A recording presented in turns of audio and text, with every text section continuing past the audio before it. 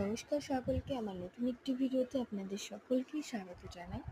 আজ গেছিলাম বাজারে, সেখানে যে কিছু কচুর পাতায় পেয়েছিলাম, তাই আর দেরি না করে কিনে নিয়ে আসলাম। ঘরে ছিল চিংড়ি মাছ, সেটা বরফ ছাড়ানোর জন্য রেখে দিয়েছি। এখানে আমি ছাড়িয়ে নিয়েছি, কেটে কুটে সব গুছিয়ে নিয়েছি। এবার তেলটা গরম হয়ে গেছে, একটুখানি পোস্ত আর একটু কালো জিরে দিয়ে দিয়েছি। এবার কুচিয়ে রাখা পেঁয়াজগুলো দিয়ে দেবো আর কুচিয়ে রাখা রসুনগুলো দিয়ে দেবো। একটু ভালো করে নাড়িয়ে চাড়িয়ে এদিকে চিংড়ি মাছগুলো আমি ভেজে নিয়েছি। এবার একটু লবণ দিয়ে দেবো, একটু হলুদ গুঁড়ো দিয়ে দেবো। এবার কুচিয়ে রাখা কচুর পাতাগুলো দিয়ে দেবো।